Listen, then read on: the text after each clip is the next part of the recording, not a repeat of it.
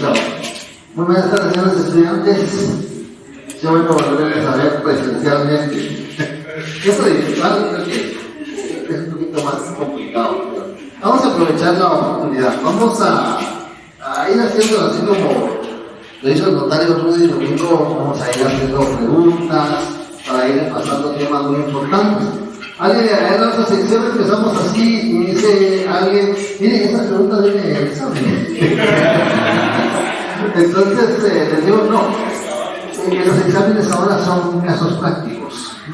Se les va a plantear, el señor Juan Pérez, llegan ustedes a su oficina, le manifiesta, y ahí tienen ustedes qué contrato, qué vamos a redactar, qué impuestos se van a pagar, todos esos elementos prácticos como vamos a tratar de hacer este curso. Porque ahorita ya la doctrina, claro, nos va a servir y vamos a ver, hoy vamos a ver elementos doctrinarios y jurídicos de la escritura pública. Pero ya el día que viene vamos a redactar nuestra primera escritura pública, tal vez no completa, porque queremos ir despacio, viendo que se cumplan los requisitos que regula el Código de Notariado y algunas otras leyes que son aplicables. Entonces, vamos a entrar al tema de la escritura pública. Es el tema número 2 del programa. Les habíamos pedido favor de que tuvieran los temas, ¿cómo se llama? Su programa. Que tuvieran su programa para ir fiscalizando lo que vamos estudiando. Es bueno que tengan su programa.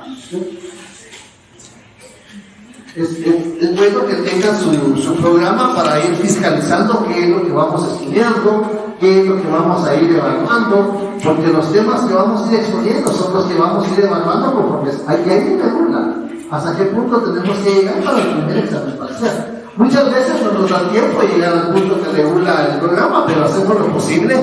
Creo que hasta el punto 4 tenemos que llegar, y el punto 4 a veces no nos da tiempo de llegar, porque lo que tratamos es explicar bien el tema, que quede bien comprendido porque el examen del punteo, claro, para ustedes les sirve porque hacen su zona, aprueban su curso, pero lo importante es que tengamos las herramientas suficientes o necesarias para poder ejercer la profesión, para poder ejercer la función. Ustedes ya están cerca de cerrar penso, y hay quienes se han adelantado tesis. Y entonces ustedes ya están cerca, ya están próximos, no es mucho tiempo, el tiempo pasa rápidamente, y ya cuando sintamos, pues, a veces nos invitan a la graduación, ya vamos a estar recibiendo las invitaciones ahí de la respectiva graduación. Bien. Yo me imagino que más de todos, más de alguna oportunidad de escritura pública. ¿Qué idea tienen de la escritura pública? ¿Qué pensamiento, qué idea tienen de qué es una escritura pública? Alguien levanta la mano y dice, yo creo que la escritura pública es esto, que contiene esto. ¿Qué es una escritura pública? ¿Sí? Yo podría decir que la escritura pública es un instrumento público donde a través de nuestras firmas estamos dando nuestra voluntad a algo o a recibir algo. Muy importante, es un instrumento público, eso es muy importante. La escritura pública es un instrumento público. ¿Por qué es un instrumento público la escritura pública? Porque es de conocimiento público. Además está en la acción de protocolo. ¿Por qué es un instrumento público la escritura pública? Acordémonos que los instrumentos por el artículo 22 del Código de Notariado son públicos, que hay que justificar el interés. ¿Sí? Bueno, muy bien. La escritura pública, sí, como lo dice el estudiante, es público. Si no se mira con el notario, se mira en el protocolo. Si no se mira en el registro de la propiedad o en el registro donde fue inscrito, ahí queda un duplicado, queda una copia. Pero la escritura pública, correctamente lo han dicho, es un instrumento público. ¿Qué contiene? Allá decía declaración de voluntad, donde se acepta, se recibe algo. Pero, digámoslo en términos técnicos, en términos jurídicos, como le va a exigir su examinador, eso se llama examen jurídico profesional, porque son términos técnicos. ¿Cómo lo diríamos en términos técnicos? ¿Qué contiene una escritura pública? ¿Qué contiene? ¿Cuál? Actos y contratos. Contiene actos o contratos. Muy bien, eso es lo que contiene una escritura pública. Contiene actos, contiene negocios jurídicos, contiene contratos. ¿Por qué mencionamos negocios jurídicos? Todo contrato es un negocio jurídico. Pero un negocio jurídico, pero el negocio jurídico no siempre es contrato. Muy bien, entonces su programa, muy bien, todo bien. Entonces, vamos a ver que ese instrumento público lo podemos definir en la escritura matriz o la escritura pública, el instrumento público que contiene actos, contratos, negocios jurídicos, declaraciones de voluntad, como el caso del testamento, como el caso de la donación por causa de muerte, como el caso de la identificación de persona. Son declaraciones de voluntad, donde una persona va a declarar su voluntad para que tenga efectos jurídicos. Ahora, ¿cuáles son las partes de la escritura pública?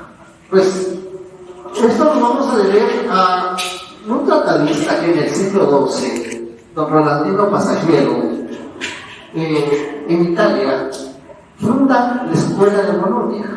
Es la primera escuela que se dedica a estudiar el derecho del escribano, porque así se le llamaba antiguamente, escribano. Todavía en Argentina se les llaman escribanos, pero nosotros le llamamos notarios por nuestra legislación. Si bien es cierto, los romanos, los hebreos, los egipcios ya tenían funcionarios que redactaban documentos, pero lo redactaban con base a sus conocimientos, porque a ellos se acuerdan cuando vimos eso del protocolo, cuando vimos los documentos, a ellos en los templos los sacerdotes eran quienes les enseñaban a escribir. Los conocimientos de derecho no los adquirían hasta después, pero en esas civilizaciones hubo muchas personas que sabían leer, escribir y redactaban documentos. Pero no es hasta donde surge don Rolandino Passagiero que él funda la escuela de Bolonia y va a estructurar, a decir cuáles son las partes de una escritura pública, porque antes la escritura pública era un trozo de letras.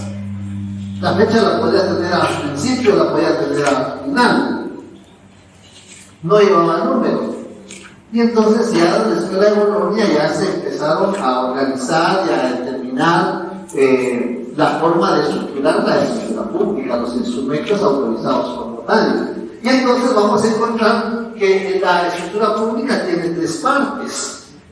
Y esas tres partes que tiene la escritura pública, vamos a encontrar la introducción. Y la introducción se subdivide en dos partes. Sí, vamos a ir despacio, vamos a ir poco a poco para que podamos ir comprendiendo que la introducción se divide en dos partes, ¿no? Que vamos a encontrar. Me voy a dejar un poquito. Vamos a encontrar el encabezamiento,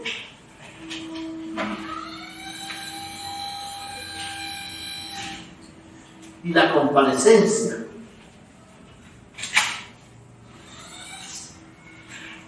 Esas son los dos elementos que integran la introducción.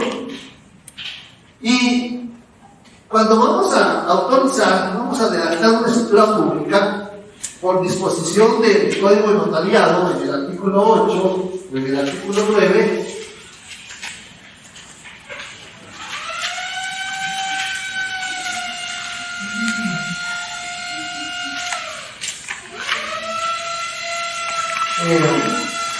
vamos a utilizar papel sellado especial para el protocolo. Esto lo queremos anotar. Estos son para estudios académicos, que es el tamaño original. Vamos a utilizar papel sellado especial para el protocolo. A esto se lo proporcionan al notario. El fundamento jurídico está en el artículo 6 de la Ley del Crimen Fiscal y papel sellado especial para el protocolo, que es un impuesto. Es un impuesto. Y aparte de eso, en el artículo 25 de la misma ley se regula que lo distribuyen por lotes de 55 hojas. dote de 55 hojas. Entonces tenemos el protocolo y vamos a redactar la escritura pública. El artículo 13 del Código de Notariado se determina que los instrumentos públicos llevarán numeración cardinal escrita en letras. Entonces, cuando vamos a redactar nuestra primera escritura en nuestra vida profesional, ya cuando ustedes hayan graduado, cuando ya tengan su título de notarios, hayan anotado la base administrativa, registrar la firma, el sello, el título en la Corte Suprema de Justicia, su número de colegiado en el Colegio de Abogados y Notarios, ya pueden ejercer la función notarial. Y entonces ya pueden pagar el impuesto, porque este es un impuesto de papel sellado. Y entonces ya pueden redactar su primera escritura de su vida profesional. Y el año siguiente también vamos a autorizar la primera escritura de ese año. Y entonces cuando empezamos a redactar en el encabezamiento, empezamos con el número 1.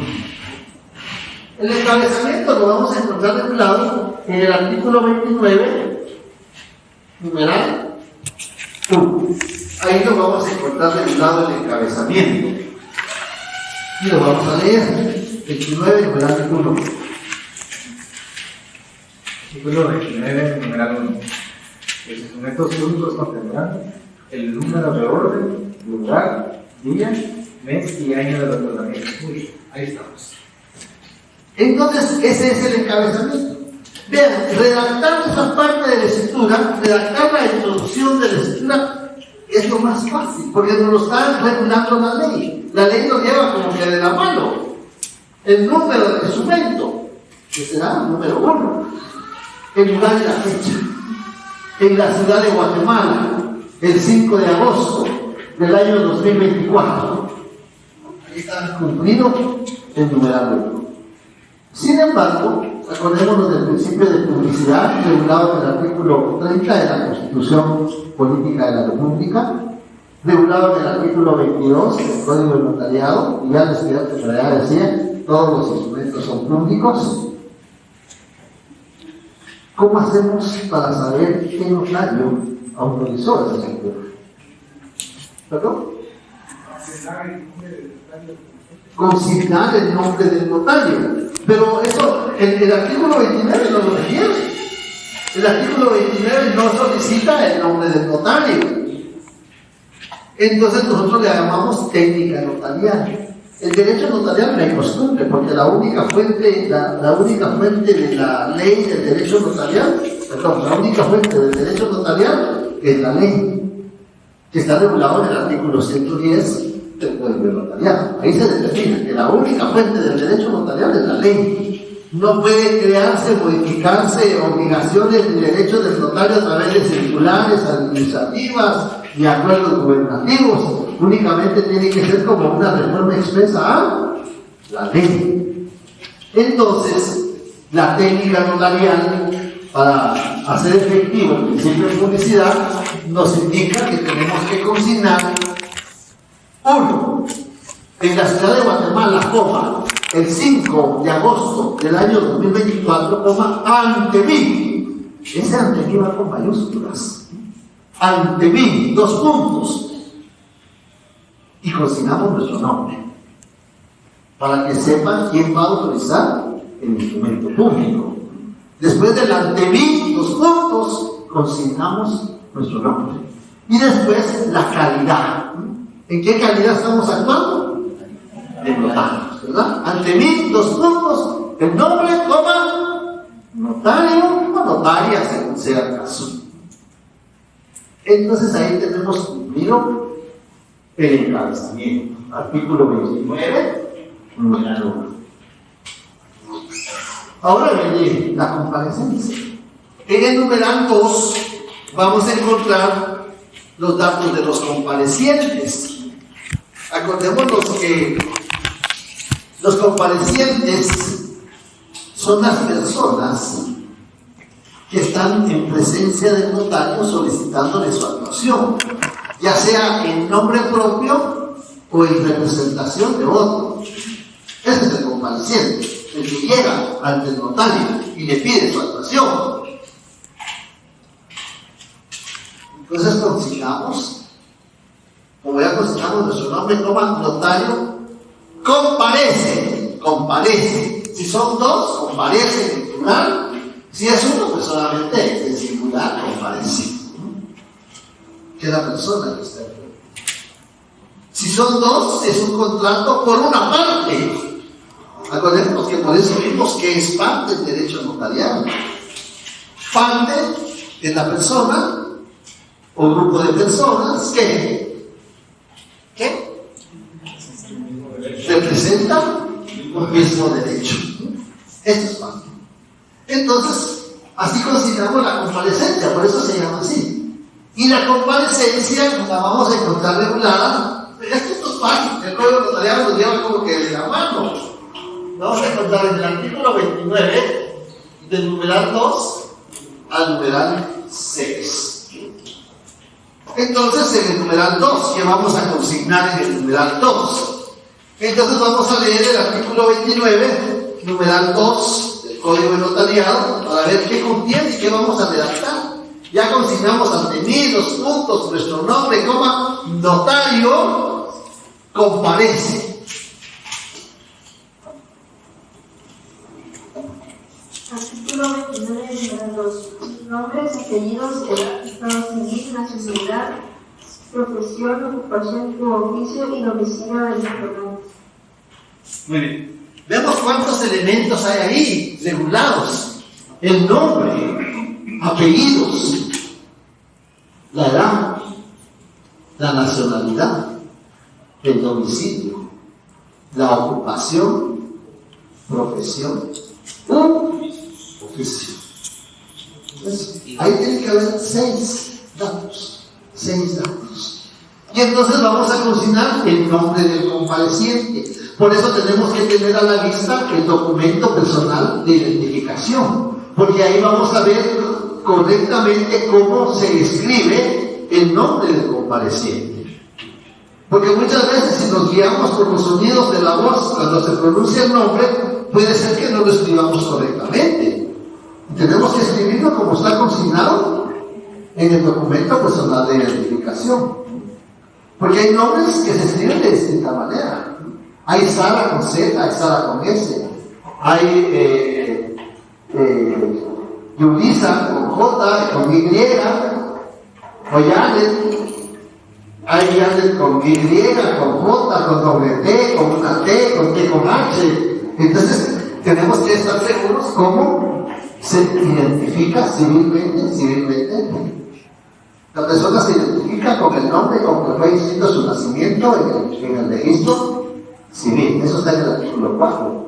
Y por cierto que fue modificado el artículo 4. Y vamos a ver por qué. ¿Cómo lo vamos a tomar en el notariado? Entonces, el nombre debe de consignarse como está en el documento personal de identificación. Y antes, como, acuérdense que hay obligaciones previas, antes de empezar a redactar tenemos que consultar si es negocio jurídico de un inmueble, pues tenemos que tener el testimonio de la escritura para que acredite la propiedad. Tenemos que hacer una consulta electrónica al registro de la propiedad. O mejor si tenemos una certificación extendida por el registro de la propiedad para ver cuál es el estatus. Porque muchas veces la persona se identifica bien, pero hace años cuando compró el inmueble no lo consignaron correctamente el nombre. Hay que tener mucho cuidado. El derecho notarial es muy minucioso, muy acuicioso y hay que tener mucha precaución. Y entonces el notario por eso tiene obligaciones previas para poder hacer el estudio. Nosotros le llamamos el estudio de la finca, del inmueble, si no tiene anotaciones, si no tiene gravámenes, si no hay constituido algún usufructo, si no se le han hecho desmembraciones, cómo está inscrito el nombre del propietario, cuántos propietarios son. Es decir, hay que hacer un estudio del inmueble antes. Muchas veces se piensa que es de agarrar nombre de protocolo y meterle el impresor de firme. No. Por eso hay obligaciones previas, obligaciones simultáneas y por último las obligaciones posteriores. Entonces ahí tenemos el nombre, la edad, la nacionalidad, el domicilio, el estado de familia o el estado civil. ¿No sé qué?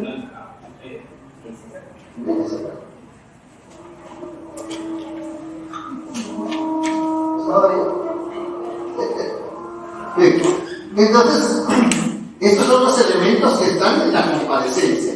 Y vamos con el numeral 2. El nombre. Muchas veces hay personas que solo quieren un apellido, pero esto causaba en algunas circunstancias alguna afectación sensible a los sentimientos de la persona, porque no le gustaba que le consignaran un único apellido. El artículo 4 fue modificado porque aquellas personas que tenían un apellido, si lo deseaban, podían agregar los dos apellidos de la mamá. Y entonces le iban a tener dos apellidos. Por eso fue que lo hicieron, para respetar la susceptibilidad de las personas, algunos elementos que son puramente sentimentales y personales.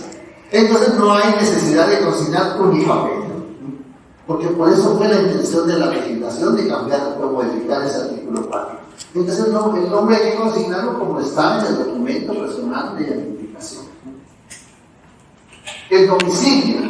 ¿En dónde tiene el domicilio la persona? Pues aquí la mayoría va a decir que un domicilio en el departamento de Guatemala, o sencillamente de este domicilio. Pero hay que ver bien que sí sea el domicilio adecuado, porque muchas veces vienen las personas del interior de la República y tienen otro domicilio. Entonces hay que indagar. Acordémonos que está aquella fase, la fase receptiva, cuando el notario recibe la información, y todas estas preguntas tienen que planteárselas a sus clientes para que le manifiesten dónde tienen el domicilio. El domicilio no es la residencia, el domicilio es el departamento, eso ya lo vimos. Porque muchas veces dicen con domicilio en la tercera calle, 2-80 son las 10, eso no es el domicilio, es la residencia.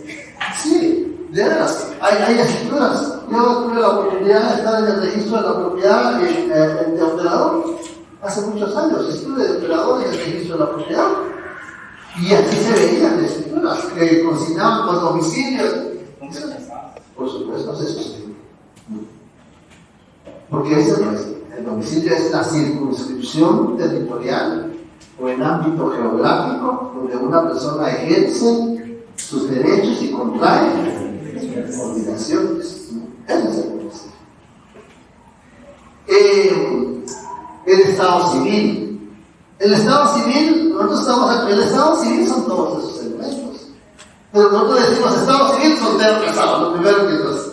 Pero el Estado civil son todos los elementos intrínsecos: el nombre, la fecha de nacimiento, el domicilio, la nacionalidad, todo eso es el Estado civil. Pero nosotros inmediatamente lo ubicamos como estado de familia, que es lo correcto: soltero o casado. Y esos son los únicos dos. Sí, mira, que ya tenemos tiempo de vivir juntos, ahí estamos animaditos, que por el frío, por el calor, por cualquier cosa, pero ustedes son solteros. Es que sí declaramos nuestra unión de hecho. Si quieren declarar la unión de hecho ante un notario o ante un juez, que son las dos formas como se puede declarar la unión de hecho, pues entonces sí, unido de hecho. Pero el notario tiene que consignar al final que tuvo a la vista la certificación que acredita la existencia de esa unión de hecho. Pero comúnmente es estado civil, soltero, casado. Otro elemento es que a veces llegan a las, es que yo soy viuda de, ¿verdad? No, mire, una vez fallecido su cónyuge, usted queda libre, ¿no? Ya puede contraer otro matrimonio. No, pero hay personas que son muy susceptibles. Y es que yo quiero que me pongan viuda de, o el apellido de casada. En el artículo 109 del Código Civil se establece que usar el apellido de casada de esposa es un derecho, es una obligación. Si quieren lo usan, si quieren no lo usan. Es parte de los derechos que surgen del matrimonio, derechos. Entonces, si quieren, se consigna la apellido de casada. ¿Sí o no? Si la persona dice, mira, pero yo soy casada y quiero que agregue el apellido de mi esposa, pues se consigna. Pero el Estado civil es eso. No hay resultado de Estado civil viudo, no hay. Unido de hecho, si no está declarado, no hay. La nacionalidad. La nacionalidad no es norteamericano, porque Norteamérica no es solo Estados Unidos, Norteamérica es México, Norteamérica es Canadá. Entonces, estadounidense. Esa es la nacionalidad. Con la nacionalidad hay que tener cuidado. ¿Qué nacionalidad le vamos a asignar? Esos son los datos. datos. Ahí van 6 datos. Si ustedes los cuentan, ahí hay 6 elementos. La ocupación, la profesión y oficio. Si tiene un título, es un profesional. Si tiene título, es profesional. Si se dedica eventualmente a hacer algunas cosas, que mire, un día trabajo en esto, cuando puedo trabajo en lo otro, de carpintería, carpintería, de plomero, entonces serían oficios, ¿verdad? Oficios. Por eso que el notariado ya no es oficio. Algunos notarios le cocinan ante mis oficios notariales, pero el notariado ya no son oficios. Desde la época de don Rufino Barrios, que era notario, él emite la ley de instrucción pública y le traslada a nuestra querida y bicentenaria universidad la facultad de otorgar el título de notarios. Porque antes era la Corte Suprema de Justicia, el Consejo Municipal, los testigos, eso era antes. Pero don Rufino Barrios, como era notario, pues le traslada a la Universidad de San Carlos la facultad de extender el título de notario. Entonces así lo vamos a usar.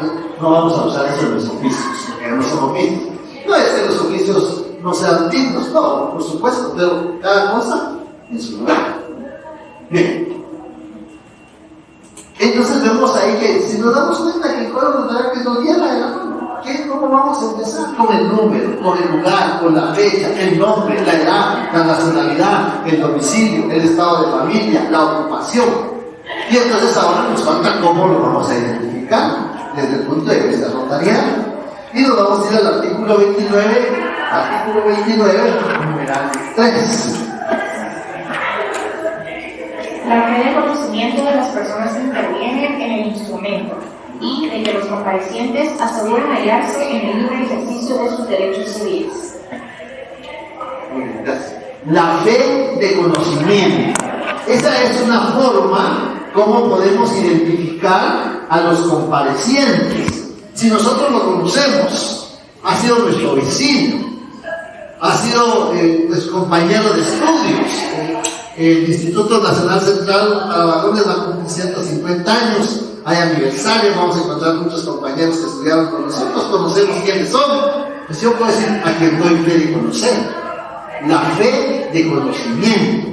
No persona de mi anterior conocimiento, no. Porque el artículo 29, numeral 3, especula. La fe de conocimiento. Tengo que dar fe que lo conozco. Eso es lo que estoy haciendo.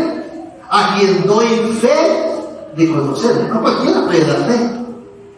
Muchas veces decimos, sí, no doy fe, ¿verdad? Por cualquier cosa.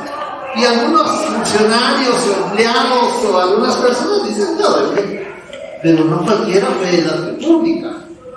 La fe pública solo la puede exteriorizar, materializar los empleados, los funcionarios públicos y el notario. Artículo 186.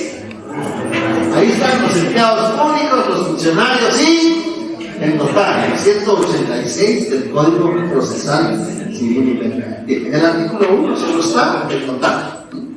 Bien. Entonces, la fe de conocimiento. La persona no lleva documento de identificación. ¿Qué tal? ¿Cómo estás? Mi vecina de hace tanto tiempo, estudiamos juntos en el Central para Varones. Pues yo sé quién es. Entonces doy fe que lo conozco. Muy delicado si no es cierto. Muy delicado si no es cierto, porque entonces estamos incluyendo el pan, se da.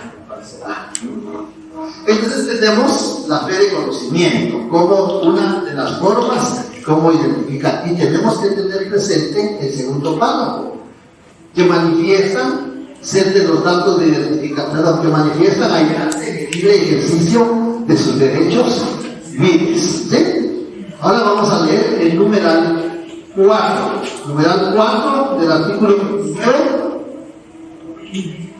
La identificación de los otorgantes cuando no lo conociera el notario por medio de la cédula de vecindad o el pasaporte, o por dos testigos conocidos por el notario, o por ambos medios cuando así lo estimara conveniente.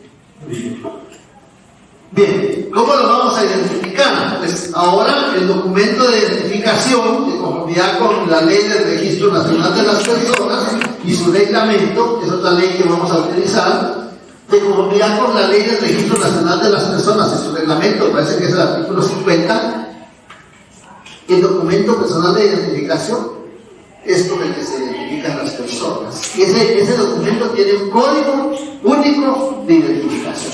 Entonces, si no lo conocemos, si no damos fe que lo conocemos, tenemos que identificarlo. Quien se identifica con el documento personal de identificación con código único de identificación. Y vamos a consignar los grupos. Son 3 grupos de cifras que tienen. Con código único de identificación 2305,626.801,01. Eso en palabra espacio, ¿no? Eso. Porque si no tendríamos que consignar espacio, la espacio, ciudad, espacio, espacio, Guatemala, espacio. Hay un espacio entre cada letra, cada frase. No, ahí no tenemos que consignar eso. Lo que tenemos que consignar es una coma, porque son cantidades de cifras que están en el código único de identificación. ¿Sí? Esa es la técnica notarial. Allá en la calle lo pueden hacer así. Pero por eso nosotros venimos a la universidad y a la facultad. ¿Para qué? Para hacerlo conforme lo regula la legislación. Porque allá lo puede hacer cualquiera, lo hará a su forma. Entonces así lo vamos a consignar. ¿Quién extiende el documento personal de identificación? Ustedes ponen a la vista su documento y van a ver, extendido por el Registro Nacional de las Personas de la República de Guatemala, Centroamérica. Porque ya El Salvador, Honduras, todos los países centroamericanos tienen documento personal de identificación. Porque es lo que busca es la Unión Centroamericana, que ha costado mucho, que ha ido muy lento, pero ya lo que es un elemento del que por lo menos ya se prosperó.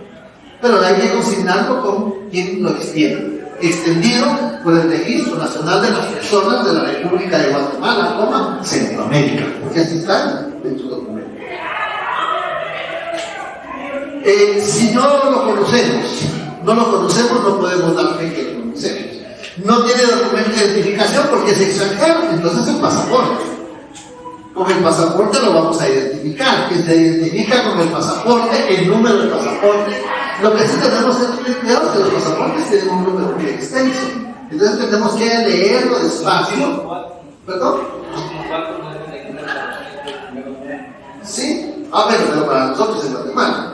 Pero para los extranjeros es diferente. Entonces cuando viene un extranjero y se identifica con el pasaporte, tenemos que leer la cifra, consignarlas en letras, cómo se lee la cifra del pasaporte, extendido por la autoridad correspondiente, porque no sabemos, en algunos pasaportes no se regula o no consigna quién lo extiende. Y no podemos consignar quién, porque no sabemos. Extendido por la autoridad competente de la República de Ecuador, o de Venezuela, o de Argentina. Eso es lo que tenemos que hacer. Esas son las formas que vamos a identificar. 1, fe de conocimiento. 2, documento personal de identificación. 3, pasaporte. Y 4, a través o por medio de 2 testigos conocidos del notario.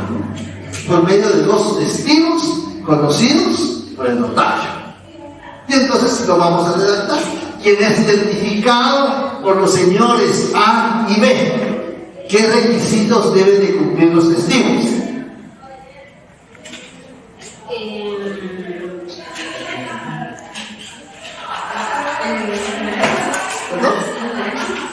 No. ¿Qué requisitos deben de cumplir los testigos para auxiliar al notario? Vimos que eran 3. Tener capacidad. Ajá, capacidad. Idóneo. Y ¿Alguien más? Civilmente capaz, idóneo y conocido por el notario. Y si el notario no lo conoce, lo identifica por los medios legales. Otra vez, los medios legales, ¿verdad? Bueno, entonces ahí tenemos cómo se va a identificar. Entonces, quien es identificado por los señores A y B, personas civilmente capaz, idóneos y conocidos por el notario. Ya está identificada la persona.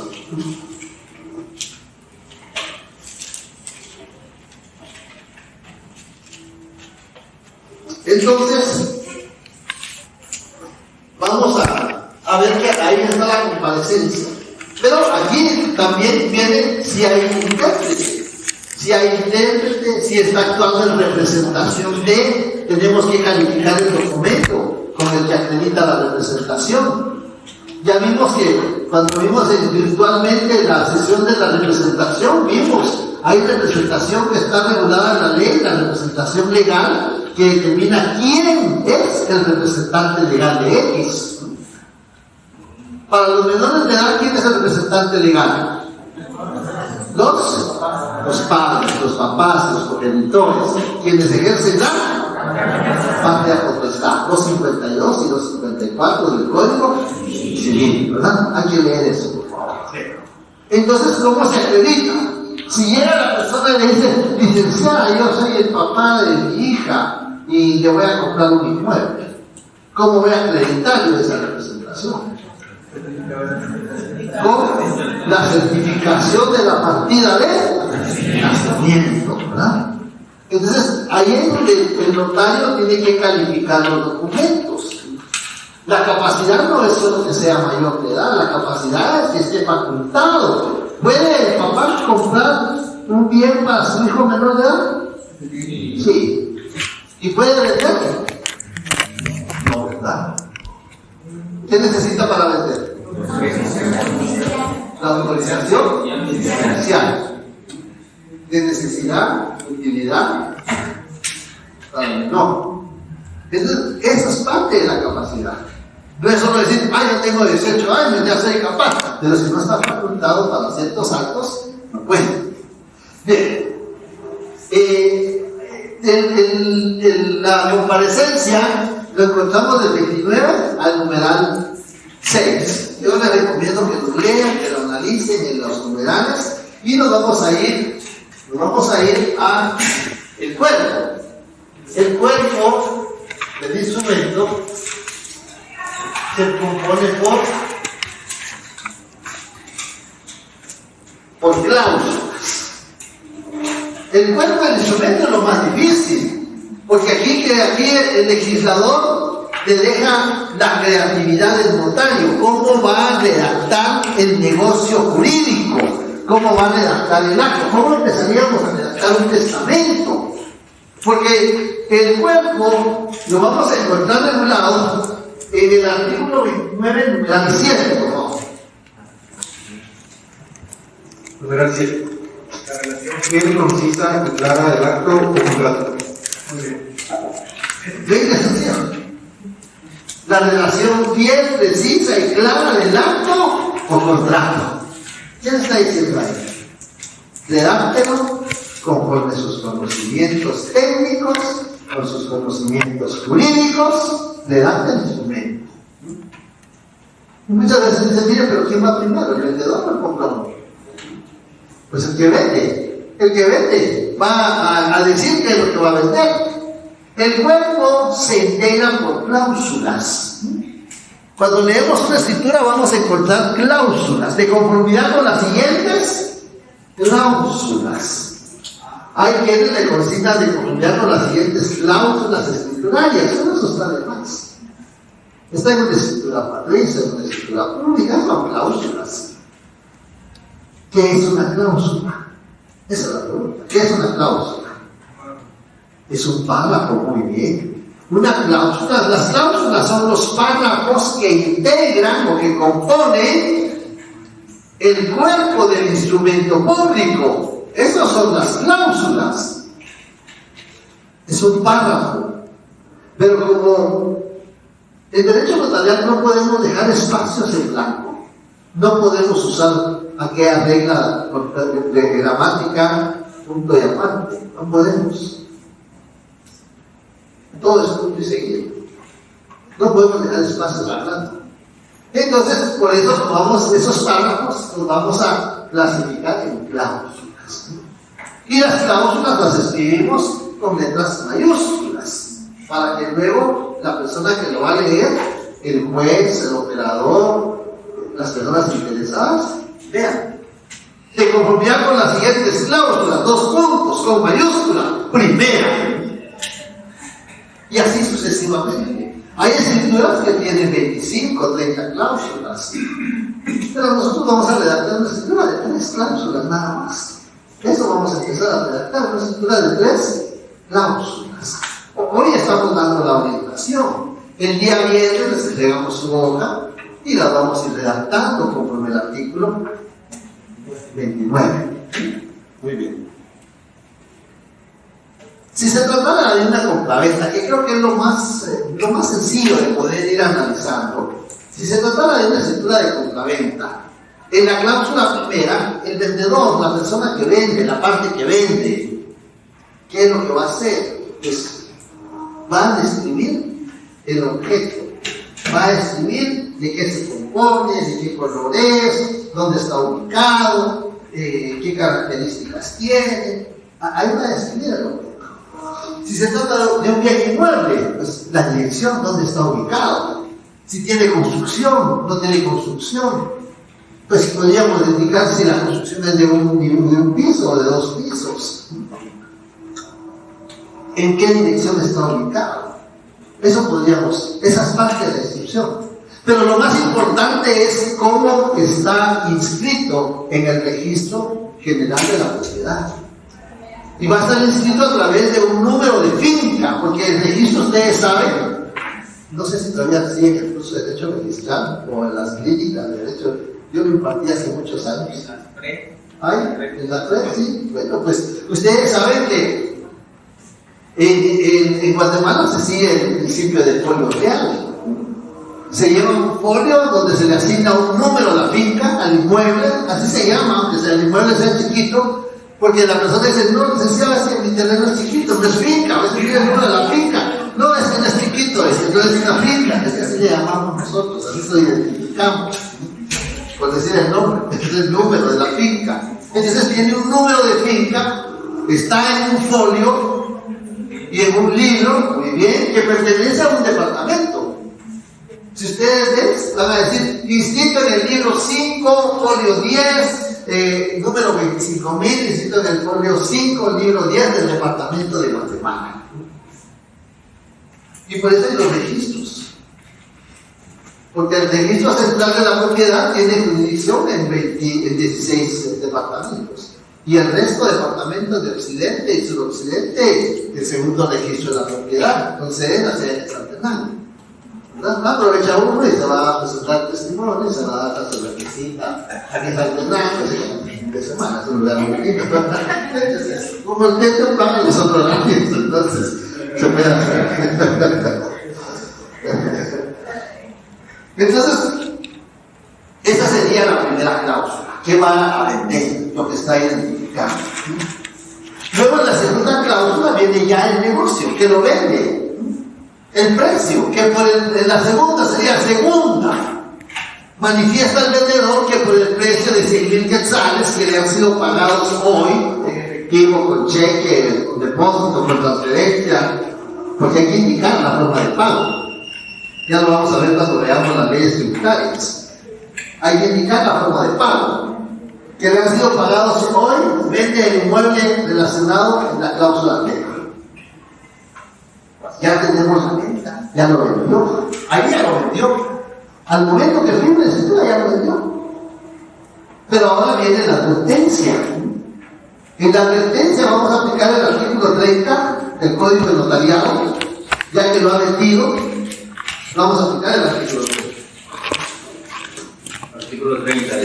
En todo acto o contrato de los otorgantes que se obligue hará constar de manera expresa si sobre los bienes que motivan el acto o contrato existen o no gravámenes o limitaciones cuando estos puedan afectar los derechos del otro otorgante, y el notario les advertirá las responsabilidades en que incurra si así no lo hicieren. Entonces viene ahí, nosotros tomamos el artículo 30 y lo vamos a plasmar en la escritura.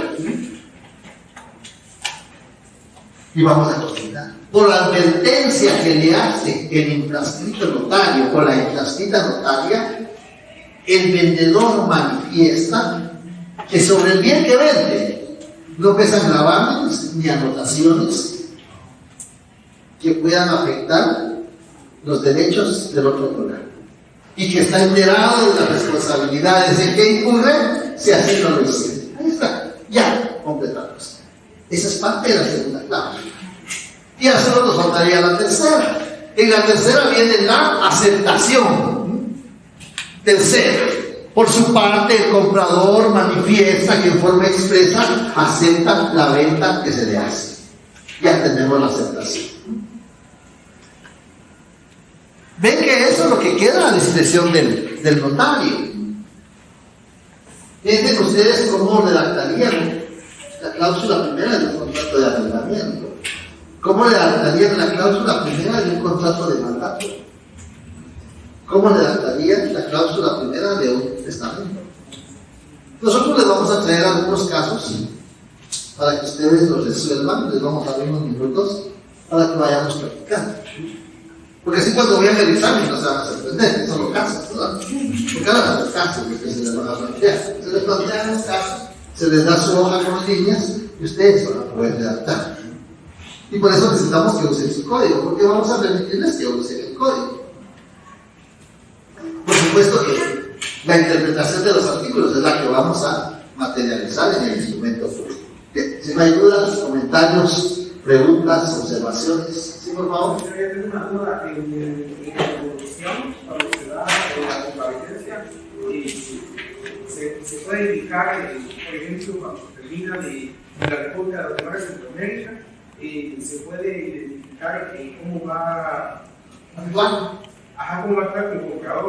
Sí, se puede hacer, claro que sí. Se puede hacer. Lo que pasa es que ahorita nos estamos induciendo. Yo sé que algunos ya lo han hecho, algunos tal vez trabajan con notarios, tienen parientes que son notarios, pero aquí tenemos que empezar, porque así nos lo exige el programa. Sí, tiene toda la razón. Podemos indicar que en el transcurso de la presente escritura y para los efectos, ¿sí? Porque no es sobre el transcurso, puede ser que haya una demanda posterior. Para sus efectos puede denominarse el comprador, el vendedor, el mandante, lo vamos a hacer, pero más adelante cuando ya tengamos claro cómo redactar una escritura sencilla. Ahí nos faltan algunos elementos, pagos de impuestos, declaraciones, nos faltan algunas cositas, pero ahorita lo que queremos es que tengamos la idea de cuáles son las partes que componen el escritura. ¿Sí? Ya después lo vamos a empezar a complicar. ¿Sí, por favor? Tengo una duda. Sí, ya. Tengo una duda, por ejemplo, tengo anotaciones en el discurso que los testigos sí o sí se colocan también en la parte introductoria. ¿Sí se toca? Veamos, miren qué buena pregunta, muy buena pregunta, porque sí están en la parte de la comparecencia. Los testigos. ¿Cuántas clases de testigos hay? Tres. ¿Cuántas? Rogados, y el conocimiento. Depende de qué testigos. Puede ser que nos asistamos de las tres clases de testigos en un instrumento público. En un testamento tenemos obligadamente que asistirnos de testigos instrumentales. ¿Cuántos son? Dos, ¿verdad? Artículo 42, numeral 3, el Código Notarial. Este es el fundamento. Dos testigos instrumentales. Y el testador no lo conoce el notario, no tiene documento de identificación. Los testigos de conocimiento. Y si el testador no sabe firmar, testigos, ¿verdad? Entonces, dependiendo, si va a ser testigo instrumental, va en la comparecencia. Si es testigo instrumental. Si es testigo de conocimiento, se consigna en la comparecencia. Y si es testigo rogado, hasta el cierre, hasta el final. Ahí lo vamos a ir ubicando, ¿no? Pero qué bueno que hacen la pregunta. No sé si hay alguna otra duda, algún comentario, sí, por favor. Decía el artículo 30, cuando se manifiesta de que no tiene gravámenes, limitaciones, eso el notario lo tiene que certificar antes de ser el testamento público o solo como que la persona diga, mira, mi propiedad no tiene ningún gravamen. No, acuérdense que hay una actividad preventiva. Lo que vimos el semestre pasado, las actividades del notario. Hay una actividad preventiva, por eso les decía yo, muchas veces las personas piensan que cuando llegan a la oficina, ya el notario va a tomar el protocolo y empieza a redactar. No, primero hay que hacer un estudio del inmueble. Cuando se trata de inmuebles, hay que hacer un estudio, hay que ejercer las obligaciones previas. Afortunadamente ahora, desde la oficina podemos ingresar, hacemos una consulta electrónica y vemos si el inmueble tiene. Y lo bueno de la consulta electrónica es que ahí mismo se consigna si acaba de ingresar algún documento relacionado con ese inmueble. Entonces le va a decir al notario, mire, pero hay que presentar un documento. Pues no puedo, no sé qué documento presentar, un embargo precautorio o mucha compraventa. Entonces, el notario tiene la obligación de ejercer esa actividad preventiva. Tiene que hacer el estudio. Si es de una desmembración, de una fracción, tiene que ver cuántas desmembraciones ha tenido anteriormente. Porque si tiene más de 5 desmembraciones el inmueble, de conformidad con la ley de parcelamientos urbanos, artículo 824, tiene que tener autorización municipal. Entonces no es nada más de redactar el instrumento público.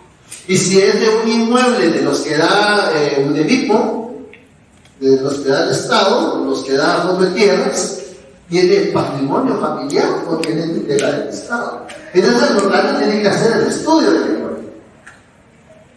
para ver si, porque no es suficiente. Claro, la persona va a decir, no tiene gravamen, ni tal vez no lo hace de mala fe, no lo conoce. Cuando tiene tutela del Estado, no lo conoce, no lo sabe, o tiene patrimonio familiar. Entonces a veces no lo hacen de mala fe, sino que Dios no se acuerda que está ese gravamen ahí. Pero por eso hay que hacer eso. ¿Sí? Bien. Entonces tenemos ahí, ya vimos el cuento, y por último el cierre. ¿Sí? Por último tenemos el cierre. El cierre va a estar regulado del artículo 29, numeral 8, al numeral 12. Ahí tenemos regulado el cierre. Yo creo que lo más difícil del tema acá es el cuento. Eso es lo más difícil. Porque tenemos que usar nuestra creatividad, tenemos que usar nuestros conocimientos del derecho civil, del derecho mercantil, si se trata de un negocio mercantil, de una sociedad. Entonces tenemos que aplicar esos conocimientos. La compraventa, la copropiedad, su fruto. ¿Qué sucede si el inmueble tiene un usufructo? ¿Qué sucede si el inmueble tiene una anotación preventiva? La vez pasada nos llevaron a nosotros, nos requirieron para un negocio jurídico, y cuando hicimos el estudio de la finca nos aparece que en Saltenango, un inmueble en Saltenango, tenía un embargo precautorio de 1940. No se podía vender el negocio, porque tenía un embargo precautorio de 1940. Pero como ya habían transcurrido los 10 años que regula el Código Civil, se presenta una solicitud que se cancele de oficio a solicitud de parte. Entonces cancelan el gravamen y el inmueble queda liberado. Esas son cosas, no es nada más de tomar el protocolo y empezar a redactar la escritura. Algo que yo he tenido la oportunidad de estar en el Instituto Guatemalteco de Derecho Notarial, y di una plática la vez pasada al respecto de algunos instrumentos, y le digo, mire, he estado viajando últimamente al interior de la República por el ejercicio de la profesión, pero me sorprende que en muchas oficinas encuentro un rótulo que dice escrituras registradas y escrituras públicas. Y luego confunden a las personas. Escritura es escritura. ¿Está registrada o no está registrada? Que sea una obligación de registrarla. Algo que se me olvidaba. ¿Qué negocios, aprovechando lo que estamos hablando, qué negocios, qué contratos deben de constar en la escritura pública? Eso lo vimos en el semestre pasado. 2 clases de negocios o de contratos que debe obligadamente constar en la escritura pública. Los calificados como solemnes, y los que se inscriban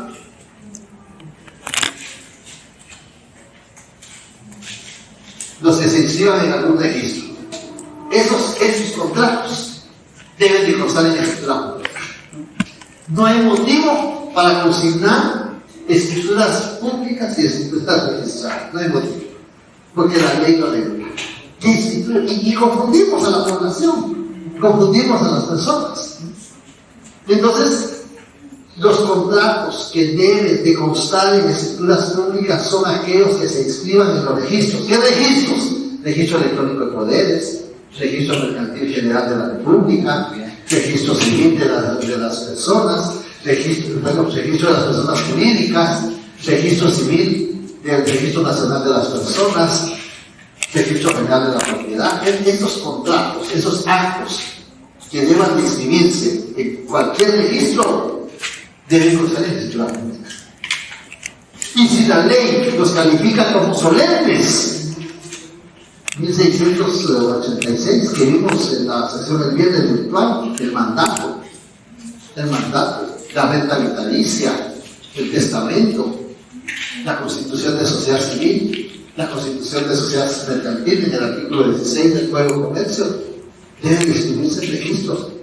Y como consecuencia debe de constar en escritura pública.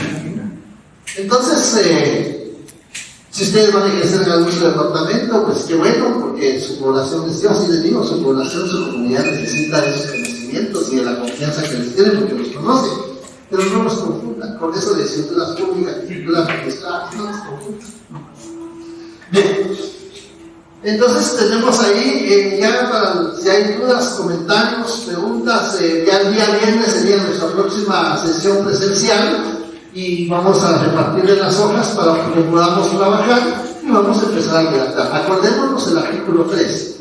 No podemos tachar, no podemos usar corrector. Y acordémonos del artículo 5 del reglamento de la ley de timbre fiscal y papel sellado especial para protocolo. No podemos salirnos de los márgenes, no podemos salirnos de las 25 líneas por cada lado. No podemos utilizar abreviaturas en el artículo 13 del Código de Notariado, no podemos utilizar abreviaturas. Las cantidades, las fechas y los números los tenemos que consignar en letras, ¿verdad?